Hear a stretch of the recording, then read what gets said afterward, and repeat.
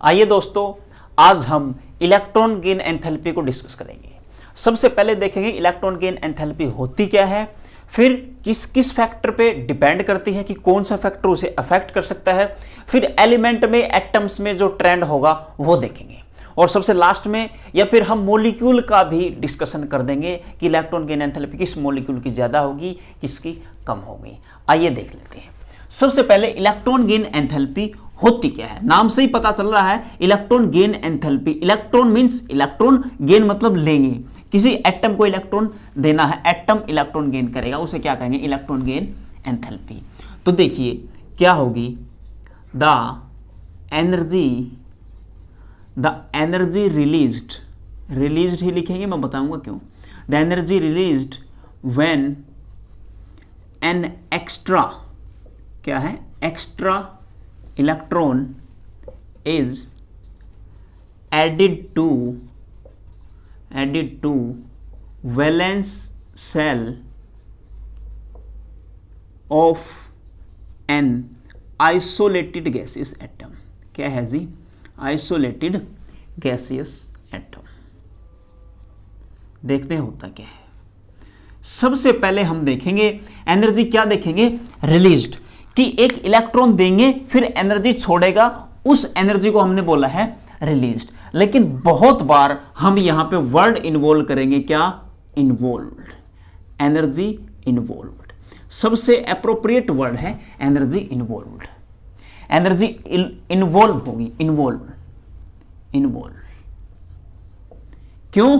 क्योंकि एक बात देखिए, इन्वॉल्व वर्ड, ये छोड़िए, इन्वॉल्व वर्ड हम यूज क्यों कर रहे हैं, क्योंकि एनर्जी रिलीज हुई है, कई बार एनर्जी हमें देनी पड़ेगी। रिलीज मतलब निकली है, कई बार हम एनर्जी उसे क्या करेंगे, देंगे, इसलिए वर्ड इन्वॉल्व यूज कर सकते हैं। लेकिन कोई बात नहीं, रिलीज्ड आप लिख सकते हैं, रिलीज भी ठीक है। लेकिन अगर आप ढंग से एक्सप्लेन करें तो यहां इन्वॉल्व आएगा, रिलीज नहीं आएगा। देखिए क्या होगा, कोई भी किसमें ऐड करेंगे, पहली बात वैलेंस सेल में, यानी कि इलेक्ट्रॉन के बाहर ऐड करेंगे, और आइसोलेटेड गैसेस एटम हो, यानी गैस की फॉर्म में हो। आइसोलेटेड मतलब वो अलग हो, किसी भी तरह का दूसरे एलिमेंट का, मॉलिक्यूल का force of attraction, repulsion feel उसे ना हो, आइसोलेटेड, अलग किया हुआ हो। मान लीजिए एटम है अपने पास, इसकी वैलेंस सेल में हम क्या करेंगे, कोई भी एक्स्ट्रा इलेक्ट्रॉन ऐड कर देंगे। हो सकता है इलेक्ट्रॉन का रिपल्सन हो जाए, एनर्जी छोड़ भी दे, हो सकता है एनर्जी देनी भी पड़े, वो डिस्कस करते हैं कैसे। मान लीजिए अपने पास ए है और वो गैसियस एटम है, गैसियस फॉर्म में है, उसको मैंने एक इलेक्ट्रॉन खिलाया तो क्या बनेगा जी, देखो ए गैसियस नेगेटिव बनेगा। अब जो ये नेगेटिव बना है, ये क्या होगा, जो डेल्टा एच होगा, इसकी जो एनर्जी होगी वो पॉजिटिव भी हो सकती है या तो नेगेटिव भी हो सकती है। पॉजिटिव मींस रिएक्शन क्या रही होगी, रिएक्शन रही होगी जी एंडोथर्मिक, मतलब एनर्जी देनी पड़ेगी। एंडोथर्मिक मींस एंड हो चुका है उसकी एनर्जी का, तो हमें देनी पड़ेगी एंडोथर्मिक। अगर नेगेटिव में आई, इट मींस रिएक्शन क्या है, एक्सोथर्मिक। एक्सोथर्मिक एंडोथर्मिक की उल्टी, इसमें एनर्जी देनी पड़ेगी, एंडोथर्मिक में एंड हो चुकी है, और एक्सोथर्मिक में एनर्जी क्या होगी, रिलीज होगी। अगर हम पहली बार इलेक्ट्रॉन ऐड करेंगे तो मोस्टली क्या होती है, वो एंडोथर्मिक, एक्सोथर्मिक कुछ भी हो सकता है। लेकिन जब ए नेगेटिव जो गैसियस है, इसमें मैं एक्स्ट्रा इलेक्ट्रॉन और ऐड करना चाहूं तो नेगेटिव क्या रहेगा, रिपल्सन रहेगा। तो इसमें क्या बनेगा जी, देखो A2 नेगेटिव बनेगा गैसियस फॉर्म में, जो इसका डेल्टा एच रहा होगा वो क्या रहा होगा, वो पक्का ही प्लस रहा होगा। उसमें क्या होगी, एनर्जी एंडोथर्मिक, मतलब हमें एनर्जी देनी पड़ेगी, क्योंकि नेगेटिव में क्या रहेगा, रिपल्सन रहेगा। आओ इस बात को थोड़ा सा आगे लेके चलते हैं, कैसे होता होगा। अब मान लीजिए मैं एग्जांपल ले लेता हूं मेटल का। अगर कोई भी मेटल है, आप उसे इलेक्ट्रॉन दोगे तो एनर्जी आपको ही देनी पड़ेगी। वजह क्या है, metals are electropositive in nature and they have tendency to lose electron. Metal electron lose करती है, इलेक्ट्रॉन लेती नहीं है, इसलिए आपको इलेक्ट्रॉन में, जब मेटल में इलेक्ट्रॉन का एडिशन होगा तो एनर्जी देनी पड़ेगी। मान लीजिए कोई भी मेटल है, ये गैसेस फॉर्म में है, एक इलेक्ट्रॉन इसमें ऐड किया तो क्या बनेगा, M नेगेटिव गैसेस बनेगा। और जो डेल्टा एच क्या रहा होगा, इसमें एनर्जी आपको क्या करनी पड़ेगी, देनी पड़ेगी, तो डेल्टा एच की वैल्यू क्या रही होगी, पॉजिटिव। रिएक्शन है एंडोथर्मिक। अब इसमें एक्सेप्शन आ जाता है, एक्सेप्शनल बिहेवियर किस में, मान लीजिए आपने ले लिया लिथियम और उसमें किस फॉर्म में, गैसियस फॉर्म में, उसमें एक इलेक्ट्रॉन ऐड कर दिया, आपने बनाया है जी Li नेगेटिव और ये गैसियस फॉर्म में है। अब ये जो बन गया, इसमें एनर्जी क्या रहेगी, रिलीज होगी, स्लाइटली रिलीज होगी, थोड़ी सी एनर्जी क्या होगी, रिलीज, एनर्जी रिलीज्ड। और एनर्जी रिलीज्ड कौन सी, स्लाइटली, आप लिखेंगे स्लाइटली एनर्जी रिलीज्ड। क्यों ऐसा हुआ, देखिए atomic number 3, electronic configuration 1s2 2s1, और जब मैं एक इलेक्ट्रॉन ऐड करूंगा तो ये क्या हो जाएगा 2s2, ये फुली फिल्ड हो गया, ये बेरिलियम की कॉन्फ़िगरेशन अचीव कर लेगा। इसका ये फुली फिल्ड है, यहां से आपको दिख रहा होगा ये फुली फिल्ड है, इसीलिए इलेक्ट्रॉन आसानी से गेन कर लेता है। ये एक मेटल का एक्सेप्शनल बिहेवियर है। शायद यहां तक आपको समझ में आ गया होगा। अब चलते हैं आगे।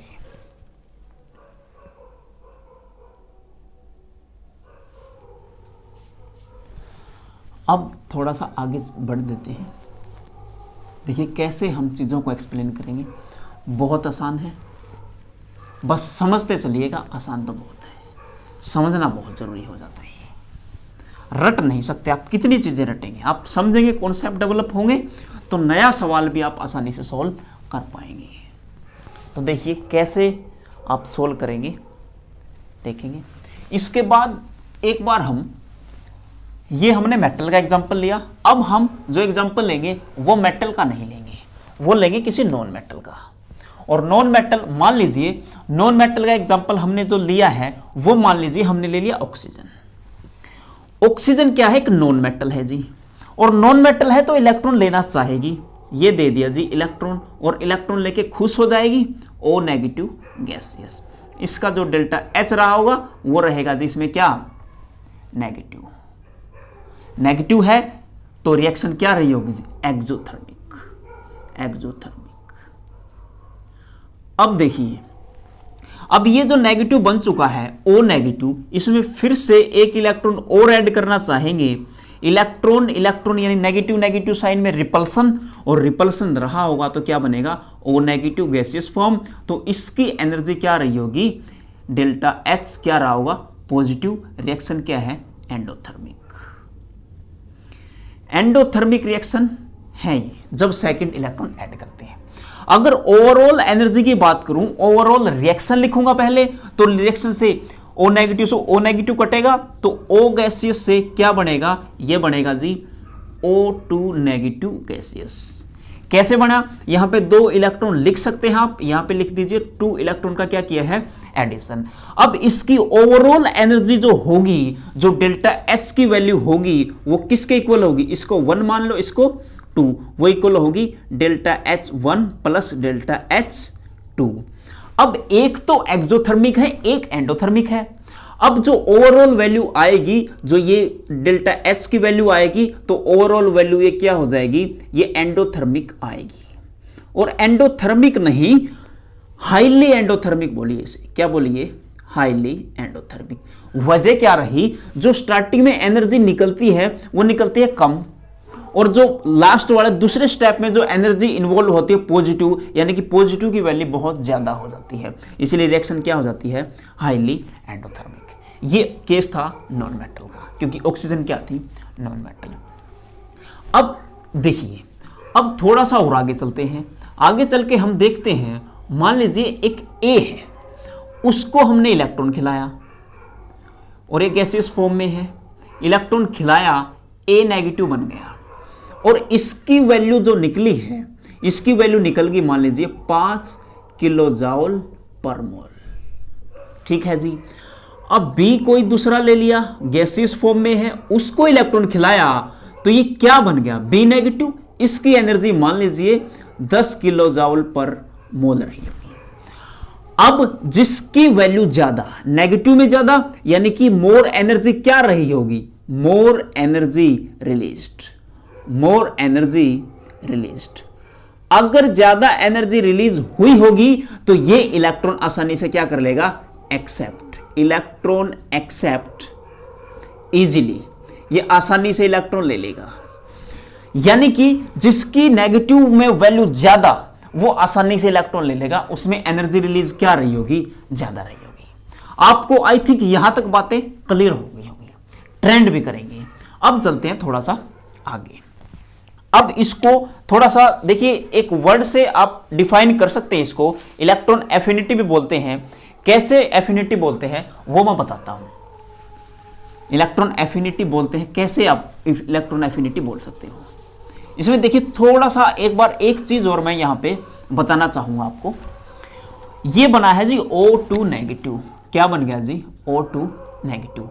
हमने देखा था मैग्नीशियम से Mg2 पॉजिटिव बना था, हमने आयोनाइजेशन एनर्जी दी थी, कितनी बार, 2 बार। यहां पे O गैसेस नेगेटिव बना है, 2 नेगेटिव बना है O गैसेस से, यानी कि ये 2 नेगेटिव, ये 2 प्लस, और ये कंबाइन करके क्या बन जाएंगे जी, यहां पे बन जाएगा MgO। और MgO सभी को पता है क्या है, आयनिक कंपाउंड है। क्या है जी, आयनिक कंपाउंड है। अगर आयनिक कंपाउंड है तो इसकी लैटिस एनर्जी क्या रही होगी, ज्यादा। कौन सी energy ji, lattice energy.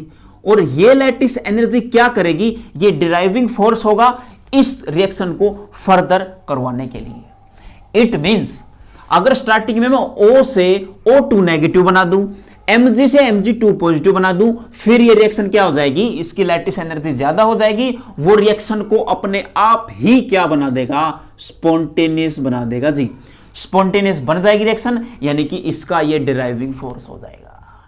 I think ये बात समझ में आ गई होगी। ये आयनिक कंपाउंड हुआ करते हैं, हाईली पॉजिटिव चार्ज है, +2 चार्ज Mg पे +2 इस पे, तो आयनिक कंपाउंड है, लैटिस एनर्जी क्या रही होगी, इसकी ज्यादा रही होगी। और जो मेटल है, मेटल को इलेक्ट्रॉन खिलाना बहुत मुश्किल है। ये ट्रेंड जो आएंगे आगे, ट्रेंड हम पढ़ेंगे उसमें डिस्कस करेंगे। आइए थोड़ा सा आगे चलते हैं।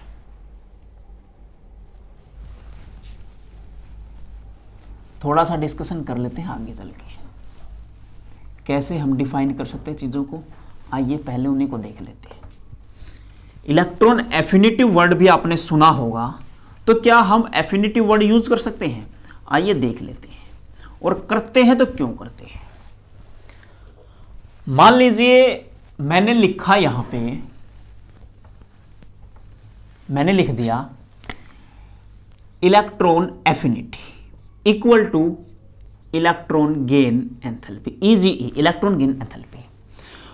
जो इलेक्ट्रॉन गेन एंथैल्पी है उसकी वैल्यू नेगेटिव में आती है, और इलेक्ट्रॉन एफिनिटी वर्ड इसलिए यूज किया ताकि वो नेगेटिव से बच सके, वैल्यू हम डायरेक्ट क्या लिख सके, पॉजिटिव में। तो इलेक्ट्रॉन एफिनिटी वर्ड यूज हुआ।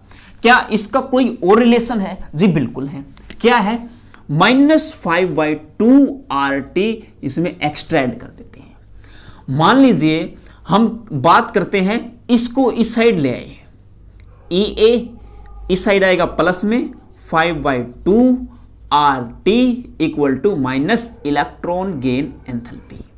अगर मैं मैग्नीट्यूड की बात करता हूं, केवल मैग्नीट्यूड की बात करूंगा, देखिए ये वैल्यू है और ये वैल्यू दोनों इक्वल हैं। इक्वल तब होगी जब मैं इसमें कुछ एक्स्ट्रा ऐड करता हूं, यानी कि एक्स्ट्रा ऐड करने से वैल्यू इक्वल है, यानी कि इलेक्ट्रॉन गेन एंथैल्पी का मैग्नीट्यूड ज्यादा रहा हुआ किससे, इलेक्ट्रॉन एफिनिटी से। ठीक है जी। फिर हम इसकी जगह इलेक्ट्रॉन एफिनिटी वर्ड यूज कर सकते हैं। कैसे, जब मैं बात करता हूं जी रूम टेम्परेचर की, किसकी, रूम टेम्परेचर की, ये वैल्यू हो जाती है 0। अगर ये वैल्यू 0 है तो दोनों क्या हो गए, इक्वल। अगर दोनों इक्वल हो गए तो मैं आराम से इलेक्ट्रॉन एफिनिटी वर्ड यूज कर लूंगा, और वो वैल्यू किसमें, ये वैल्यू आती है जी पॉजिटिव में, और ये वैल्यू ली जाती है किसमें, नेगेटिव में। इसलिए उस नेगेटिव से बचने के लिए हम इलेक्ट्रॉन एफिनिटी वर्ड यूज कर लेते हैं। तो ये बात आप ध्यान रखेंगे थोड़ा सा। ठीक है जी, होती इक्वल है, 5/2 RT इसका ही चेंज होता है। अब चलते हैं आगे, किस फैक्टर पे डिपेंड करती है। एक छोटी सी बात और देख लेते हैं उससे पहले।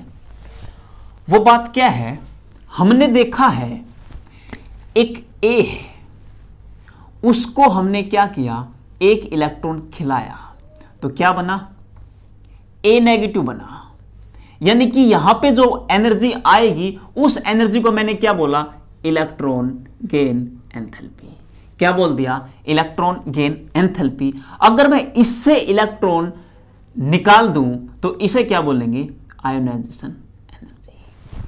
आई थिंक समझ में आई होगी, कुछ तो समझ में आई होगी। एक इलेक्ट्रॉन ऐड किया, इलेक्ट्रॉन गेन एंथैल्पी या इलेक्ट्रॉन एफिनिटी बोलो, और इसमें से एक इलेक्ट्रॉन निकाल दिया फिर से, इसे बोलेंगे आयोनाइजेशन एनर्जी।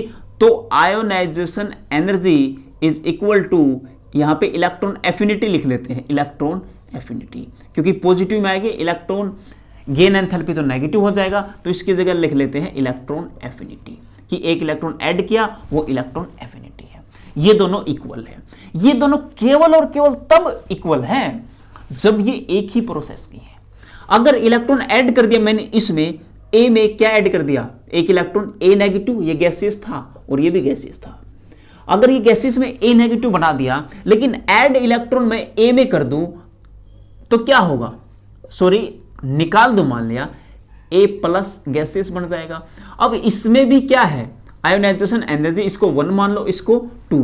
ये 1 वाली इक्वल है इलेक्ट्रॉन एफिनिटी की, ये वाली इसके इक्वल नहीं है, क्योंकि ये डिफरेंट प्रोसेस है। ये प्रोसेस इस साइड है, ये एक ही प्रोसेस की है। जब एक प्रोसेस की होंगी तो मैं उनको इक्वल पुट कर सकता हूं, अगर डिफरेंट है तो मैं पुट नहीं कर सकता। वैल्यू डिफरेंट आएगी, इक्वल वैल्यू नहीं आएगी। कभी कभार आती है तो मान के चलिए नहीं आती। ठीक है जी। अब चलते किस फैक्टर पे डिपेंड करती है, कैसे कंपेयर करें इलेक्ट्रॉन एफिनिटी को या फिर इलेक्ट्रॉन गेन एंथैल्पी को। आइए फैक्टर्स अफेक्टिंग पढ़ लेते हैं। Factors affecting electron gain enthalpy. सबसे पहला फैक्टर क्या रहा होगा, इलेक्ट्रॉन एफिनिटी लिख लेते हैं। सबसे पहला फैक्टर है वो है जेड इफेक्टिव। क्या है जी, इसमें डायरेक्टली लिख लेते हैं, यह डायरेक्टली प्रोपोर्शनल है किसके, जेड इफेक्टिव के। क्यों, मान लीजिए ये अपना एटम है, इसका जेड इफेक्टिव है, यहां इलेक्ट्रॉन कुछ पड़े हुए हैं, बाहर से इलेक्ट्रॉन ऐड करेंगे। अगर इसका जेड इफेक्टिव ज्यादा है, इफेक्टिव न्यूक्लियर चार्ज ज्यादा है, तो इलेक्ट्रॉन को आसानी से खींचेगा, और जितना ज्यादा चार्ज उतना ज्यादा खींचेगा। इट मींस उतनी ज्यादा स्टेबिलिटी आएगी। जितना ज्यादा nuclear charge, effective nuclear charge, तो उतना ही आसानी से इलेक्ट्रॉन खींचेगा, उतनी इलेक्ट्रॉन लेने की टेंडेंसी, इलेक्ट्रॉन गेन एंथैल्पी या इलेक्ट्रॉन एफिनिटी ज्यादा होगी। आगे अब बात करते हैं, जेड इफेक्टिव मैंने बताया था किसके equal, Z minus sigma. Sigma क्या था, स्क्रीनिंग कांस्टेंट। जब मैं जेड इफेक्टिव बढ़ा दूंगा तो स्क्रीनिंग कांस्टेंट क्या होगा, डिक्रीज। यानी कि इसके डायरेक्टली है तो इसके क्या हो जाएगा, इनवर्सली। तो इलेक्ट्रॉन एफिनिटी इनवर्सली प्रोपोर्शनल है सिग्मा के, यानी स्क्रीनिंग कांस्टेंट के। अब स्क्रीनिंग कांस्टेंट में मैंने बताया था एक तरह की स्किन आगे आ जाती है, या फिर स्क्रीनिंग का मतलब ढक लेना ही है। अगर इसको ढक लेगा, न्यूक्लियस अपना इफेक्ट नहीं दिखा पाएगा, यहां अट्रैक्शन लगेगा नहीं, इसने ढक लिया तो इलेक्ट्रॉन लेने में दिक्कत आएगी। एक्स्ट्रा इलेक्ट्रॉन जो लेंगे, जो ऐड करेंगे, उसमें दिक्कतें आएंगी। तो इसके इनवर्सली होता है। और साइज के भी क्या होगा, इनवर्सली होगा, क्योंकि साइज जितना बड़ा होगा, न्यूक्लियस से उतना दूर होगा, इलेक्ट्रॉन खींचने में दिक्कतें आएंगी। ये बात थी। अब अगला फैक्टर जो है वो क्या है, वो है electronic configuration. Electronic configuration, electronic configuration में कैसे होगा, 3 तरह की इलेक्ट्रॉनिक कॉन्फ़िगरेशन हम डिफाइन करेंगे। पहला कौन सी, यहां लिख लेते हैं। सबसे पहले आएगी कौन सी, half field. Half field configuration. Half field configuration यानी कि ग्रुप नंबर 15 बोलिए सीधा सीधा। पी में इलेक्ट्रॉन कितने, पी में 3 इलेक्ट्रॉन रहेंगे, NP लिख लो। आगे यहां लिखेंगे fully field. Fully field but not like noble gas. Not like noble gas मतलब इलेक्ट्रॉन फुली फील्ड है उसमें, किसमें, ऑर्बिटल में, लेकिन वो नोबल गैस की तरह नहीं। कौन सा रहा होगा, जैसे कि ग्रुप नंबर 2, जैसे S वाला ये क्या है, फुली फील्ड रहा होगा, लेकिन ये नोबल गैस नहीं है। तीसरा हो जाएगा फुली फील्ड, क्या है जी, फिर से फुली फिल्ड है, fully filled like noble gas, noble gas की तरह फुली फिल्ड होगा। और नोबल गैस तो आप सभी को पता है ग्रुप नंबर 18 का खेल है जी। ये 3 चीजें हम लेंगे। मान लीजिए ग्रुप नंबर 15 का हमने ले लिया नाइट्रोजन, नाइट्रोजन फैमिली से आएगा। और ग्रुप नंबर 2 का हमने ले लिया बेरिलियम, बेरिलियम फैमिली से आएगा। बेटा मांगे कार स्कूटर बाप रहे। इसमें मान लीजिए इसी का सेकंड का ही ले लेते हैं तो क्या आएगा, नियोन आएगा। अब जब मैं इन सब की बात करूंगा, इनका आपस में कंपैरिजन करूंगा तो सबसे ज्यादा वैल्यू किसकी आएगी, नियोन फुली फिल्ड है, इलेक्ट्रॉन लेगा ही नहीं। तो सबसे पहले मैं यहां लिख देता हूं कौन आएगा जी, नियोन। ये हो गया जी नियोन। अब बची 2 चीजें, नाइट्रोजन और बेरिलियम। यहां पे एक बेरिलियम है, एक नाइट्रोजन है। अगर नाइट्रोजन इलेक्ट्रॉन खाएगा तो N नेगेटिव बनाएगा और Be इलेक्ट्रॉन खाएगा तो Be नेगेटिव बनाएगा। जब ये Be नेगेटिव बनाएगा तो नाइट्रोजन है मोर इलेक्ट्रोनेगेटिव एलिमेंट, वो इलेक्ट्रॉन आसानी से लेगा, तो इसकी वैल्यू क्या रही होगी, नाइट्रोजन की ज्यादा। ये ट्रेंड आएगा। ये ट्रेंड आप पक्का ही याद कर लें। बहुत बार इस ट्रेंड में गलती होती है, हम नाइट्रोजन आगे बेरिलियम पीछे लिख लेते हैं। मैंने एनर्जी में बताया था पॉजिटिव नेगेटिव का भी खेल होता है एनर्जी में, एक्सोथर्मिक है या एंडोथर्मिक है। इसलिए नाइट्रोजन पीछे आएगा, बेरिलियम इसके बीच में आएगा। तो ये बात आपको ध्यान में रही होगी। और एक फैक्टर है, लास्ट फैक्टर, वो है जी पेनिट्रेशन। क्या है जी, पेनिट्रेशन इफेक्ट। पेनिट्रेशन इफेक्ट कब काम करता है, आयोनाइजेशन एनर्जी में बताया था N की वैल्यू क्या हो, सेम, और L की वैल्यू क्या हो, डिफरेंट, तब काम करता है। एग्जांपल ले लेते हैं इसका भी। एक ले लिया हमने लिथियम, एक ले लिया बोरोन, 1s2 2s1 क्योंकि एटॉमिक नंबर 4 है। और इसका ले लेते हैं 1s2 2s2 2p1 atomic number 5। N की वैल्यू देखेंगे, N 2 है, ये 2 है, इसमें भी 2 लिखा हुआ है तो N की वैल्यू 2 है। L की वैल्यू इसमें S के लिए 0 और P के लिए L की वैल्यू होती है जी 1। ये आयोनाइजेशन एनर्जी में बताया था NL कैसे लिए हैं। तो यानी कि यहां पेनिट्रेशन इफेक्ट लगेगा। और पेनिट्रेशन इफेक्ट किस पे ज्यादा लगेगा, S ऑर्बिटल न्यूक्लियस के ज्यादा पास है, इलेक्ट्रॉन देगा तो उसमें अट्रैक्शन ज्यादा होगा, इलेक्ट्रॉन यानी कि चला जाएगा। बोरोन में क्या होगा, बोरोन में इलेक्ट्रॉन P में जाएगा, इतना अट्रैक्शन नहीं लग पाएगा, तो इसमें दिक्कतें आएंगी। तो इन दोनों में कंपैरिजन करेंगे तो इलेक्ट्रॉन कौन लेगा, तो लिथियम की आयोनाइजेशन एनर्जी क्या रही होगी, ज्यादा रही होगी। यह बात आपके ध्यान में रहे। अब आप यह भी सोच सकते हैं लिथियम मेटल है, मेटल होने के बावजूद भी बोरोन से आसानी से इलेक्ट्रॉन ले रहा। वजह क्या है, इसकी इलेक्ट्रॉनिक कॉन्फ़िगरेशन क्या हो जाती है, फिल हो जाती है, कंप्लीट हो जाती है। कौन सा ऑर्बिटल, S वाला। ये बताया था एग्जांपल में, स्टार्टिंग में यही बताया था कि मेटल होते हुए भी ये एनर्जी रिलीज करता है। तो उसके बाद क्या ट्रेंड आ जाएगा, उसके बाद हम लगा देंगे क्या है जी, उसके बाद बोरोन, उसके बाद आ जाएगा लिथियम। ये जो ट्रेंड था अपना। अब सेकंड पीरियड में बाकी काम किसका रह गया, बाकी काम अब डिपेंड करेगा साइज पे। कैसे, चलिए देख लेते हैं। देखते हैं जी साइज कैसे अफेक्ट करता है। यह फैक्टर थे मैंने समझाए। अब साइज के क्या होगा, इनवर्सली प्रोपोर्शनल।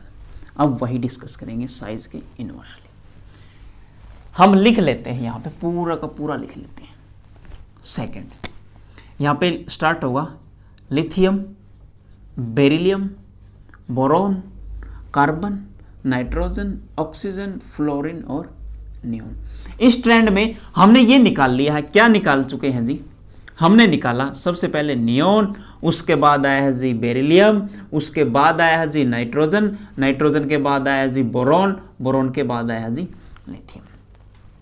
यानी कि जो आया है उसे काट दें, नियोन कट गया, उसके बाद नाइट्रोजन भी कट गया, बेरिलियम भी कट गया, लिथियम भी कट गया, बोरोन भी कट गया। अब उस साइड जाऊंगा, लेफ्ट टू राइट जाऊंगा, Z इफेक्टिव बढ़ेगा किस फैक्टर से, 0.65 × N+1 इस फैक्टर से बढ़ेगा। लेफ्ट टू राइट जाने पे। या फिर आप ये सोचें साइज क्या होगा, साइज होगा जी डिक्रीज, और साइज डिक्रीज होगा तो साइज के इनवर्सली है, इलेक्ट्रॉन एफिनिटी इंक्रीज होगी। या फिर जेड इफेक्टिव क्या है, उस साइड जाओगी बढ़ेगा, और जेड इफेक्टिव के क्या है, डायरेक्टली प्रोपोर्शनल है। यानी कि आप सीधा ही लिख दें, उस साइड जाएंगे तो फिर कार्बन आएगा, फिर कौन आएगा, ऑक्सीजन आएगा, फिर कौन आएगा, फ्लोरीन आएगा। ये है जी ट्रेंड, ये सीक्वेंस है किसका, ये है जी सेकंड पीरियड एलिमेंट का। सेकंड पीरियड की बात है जी, सेकंड पीरियड। आई थिंक यहां तक आपको बात क्लियर होगी। अब थर्ड पीरियड में तो कोई दिक्कत ही नहीं है, थर्ड पीरियड तो बेहद आसान है। थर्ड पीरियड इसके नीचे वाले लिख दो, नियोन के नीचे कौन आता है, आर्गन, बेरिलियम के नीचे मैग्नीशियम, नाइट्रोजन के नीचे फास्फोरस आता है, एल्यूमिनियम आता है, यहाँ पे सोडियम आएगा, यहाँ पे कार्बन के नीचे सिलिकॉन आएगा, ऑक्सीजन के नीचे सल्फर, क्लोरीन आएगा फ्लोरीन के नीचे। यह है जी ट्रेंड कौन से का, थर्ड पीरियड का। ऐसे ही आप बहुत आसानी से एक्सप्लेन कर सकते हैं, बहुत ही आसान है जी। ठीक है, अब चलते हैं थोड़ा सा आगे। ये पीरियड की बात हो चुकी है, अब ग्रुप की ओर बात कर लेते। ग्रुप में क्या होगा, वैसे तो साइज के इनवर्सली है, बट साइज डोमिनेटिंग फैक्टर नहीं है, कुछ और डोमिनेटिंग फैक्टर है। जैसे इसमें था, इसमें भी कुछ डोमिनेटिंग फैक्टर और थे। सबसे पहले चलते हैं हम ग्रुप नंबर 15 की तरफ। ग्रुप नंबर 15,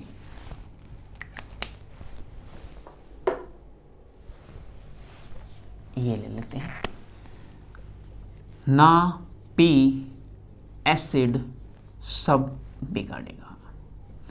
16 वाला ग्रुप ओस से टिपो, 17 वाला ग्रुप फिर कल बाहर, फ्लोरीन, क्लोरीन, ब्रोमीन, आयोडीन। अब सेकंड और थर्ड में हम कंपैरिजन देखते हैं। यह है जी सेकंड पीरियड की बात, यह है जी थर्ड पीरियड की बात, यह है जी थर्ड पीरियड। अब इसमें कंपैरिजन कैसे होगा, मान लीजिए फ्लोरीन अपने पास बाहर इलेक्ट्रॉन कितने हैं, उसके बाहर इलेक्ट्रॉन है जी 7 इलेक्ट्रॉन, उसे एक्स्ट्रा इलेक्ट्रॉन देंगे तो इलेक्ट्रॉन इलेक्ट्रॉन में रिपल्सन होगा, क्योंकि सेकंड सेल में इलेक्ट्रॉन ऐड किए हैं। जब मैं क्लोरीन की बात करता हूं, इसके बाहर थर्ड सेल में इलेक्ट्रॉन क्या रहे होंगे, 7 इलेक्ट्रॉन, किसमें, थर्ड में, और थर्ड वाले का साइज बड़ा है, इलेक्ट्रॉन इलेक्ट्रॉन में रिपल्सन नहीं होगा, या होगा तो फ्लोरीन से कम होगा, इसलिए ये आसानी से इलेक्ट्रॉन ले लेगा। यानी कि आयोनाइजेशन एनर्जी का इसमें ट्रेंड बदल चुका है। साइज की क्या होता है, यूनिवर्सली डाउन द ग्रुप गया साइज बढ़ेगा, लेकिन इसमें लफड़ा कुछ अलग है। यह बात आप ध्यान में रखें, नाइट्रोजन की ज्यादा फास्फोरस से, ऑक्सीजन की सल्फर से, फ्लोरीन की क्लोरीन से, यह बात याद रखें। उसके बाद तो ट्रेंड सेम ही है। ठीक है जी, ओ सॉरी ये नीचे आएगी, ये साइन गलत लग गया था। अब इसके बाद डाउन द ग्रुप जाओगे, साइज के क्या है, इनवर्सली प्रोपोर्शनल है, यही लिखते जाएंगे। अब एक सवाल उठता है, इनको कहां पे रखें, तो नाइट्रोजन को कहां रखें, इसको कहां रखें, तो ये तो स्विच कर जाएगा ऐसे ही, क्लोरीन ऊपर फ्लोरीन नीचे, लेकिन इसमें नहीं करेगा। ये ध्यान रखनी बात है, ये ऑक्सीजन यहां नहीं रहेगा, ऑक्सीजन यहां से उठ के सबसे नीचे लाई करेगा। अब इसमें क्या करें, इसमें ये दोनों उठेंगे तो यहां पे कौन आएगा, फास्फोरस, और यहां पे कौन आएगा, नाइट्रोजन। ये बात आप ध्यान रखें, यानी कि डायरेक्ट याद रखें, ग्रुप नंबर 15 में 2 एलिमेंट पिकअप करें ऊपर वाले और नीचे पटक दें, इसमें एक एलिमेंट पिकअप करें और यहां पटक दें, इसमें क्या करें, कोई भी पिकअप ना करें, स्विच कर दें। अब बात करते हैं ग्रुप नंबर 14 की। ग्रुप नंबर 14 में वैसे तो पूछा नहीं जाता, क्योंकि कार्बन है वो इलेक्ट्रॉन एक्सेप्ट करते नहीं, नॉन मेटल है कार्बन, लेकिन फिर भी देखिए यहां पे देख लेते हैं, कहे शिव जी सुने पार्वती, सुने पीपी। इसमें जो ट्रेंड था, 2 उठाए, 1 उठाया, कुछ नहीं उठाया, इसमें भी ऐसे ही है, कुछ नहीं उठाएंगे। सिंपल ट्रेंड है जी, साइज के क्या है, इनवर्सली प्रोपोर्शनल है। ये था जी अपना ट्रेंड। आप याद रखें, ग्रुप नंबर 13 तो डिस्कस ही नहीं होता, बोरोन वाला, बोरोन फैमिली। क्यों, क्योंकि वो तो क्या है, नॉन मेटल है, इलेक्ट्रॉन एक्सेप्ट नहीं करते। यानी कि मेटालिक कैरेक्टर आ जाता है उसकी साइड। नॉन मेटल ही इलेक्ट्रॉन एक्सेप्ट करते हैं, मेटल इलेक्ट्रॉन एक्सेप्ट नहीं करते हैं। तो लेफ्ट टू राइट जाते हैं तो मेटालिक कैरेक्टर क्या होता है, कम होता है, नॉन मेटालिक कैरेक्टर बढ़ता जाता है। इस साइड नॉन मेटल आती जाती है, फ्लोरीन वगैरह आसानी से इलेक्ट्रॉन लेने लग जाते हैं। तो बीच वाले ग्रुप नंबर 15 और 16 को याद रखें नंबर 21 से, यानी कि इसमें 2 नीचे रखने हैं, इसमें 1 नीचे रखना, इसमें जस्ट स्विच करना है, इसमें क्या करना है, सेम काम करना है। ये बात आई थिंक आपको समझ में आ गई होगी। तो यहां पे साइज डोमिनेटिंग फैक्टर है यहां पे, लेकिन यहां पे साइज डोमिनेटिंग फैक्टर नहीं है, कोई और भी साथ में फैक्टर लग रहे हैं। मैंने फैक्टर पढ़ाए थे 5, वो ध्यान रहे, कभी screening, Z effective, size, electronic configuration, penetration effect, ये बात आप ध्यान रखें। अगर कोई भी डाउट है तो आप वीडियो में पूछ सकते हैं, बेझिझक कमेंट कर सकते हैं, कोई दिक्कत नहीं होगा, आपको उसका रिप्लाई मिल जाएगा। अब इसके बाद किसकी बात करते हैं, मॉलिक्यूल का डिस्कशन कर लेते हैं कि कौन सा मॉलिक्यूल आसानी से इलेक्ट्रॉन लेगा, इलेक्ट्रॉन गेन एंथैल्पी किसकी ज़्यादा है, किसकी कम है। आइए देखते हैं, वो भी बड़ा इंटरेस्टिंग पोर्शन है, वो करवाते ही नहीं है, बहुत सारे जगह तो करवाया ही नहीं जाता। तो देखिए हम कर डालते हैं, कोई टेंशन नहीं किसी प्रकार की, देख लेते हैं उनमें कैसे ट्रेंड आएंगे। वो तो बहुत आसान पोर्शन होगा, इससे एलिमेंट वाले से भी आसान पोर्शन है। वो तो एलिमेंट में तो थोड़ा सा याद भी रखना पड़ जाता है कई बार ट्रेंड। वो क्यों याद रखना पड़ता है, क्योंकि सबसे पहले रियलिटी में होता क्या है, हम एक्सपेरिमेंट करके आते हैं, फिर यहाँ पे छापते हैं कि किसकी वैल्यू कहाँ आई, कैसे आई। कोई भी टॉपिक उठा लीजिए, वैल्यू रखेंगे, उसके बाद हम एक्सप्लेनेशन देने की कोशिश करते हैं कि इसमें कैसा रहा होगा, उसमें ऐसा है, इसमें फुली फील्ड बोलो, इसमें ये बोलो। ये कॉन्सेप्ट डेवलप होते हैं बाद में, पहले एक्सपेरिमेंट। बट हमें जो पढ़ाया जाता है वो उल्टा, ठीक है जी, पहले हमें पढ़ाया जाएगी थ्योरी, फिर एक्सपेरिमेंट करने के लिए हम जाएंगे। आइए डिस्कस कर डालते हैं आगे, देखिए थोड़ा सा।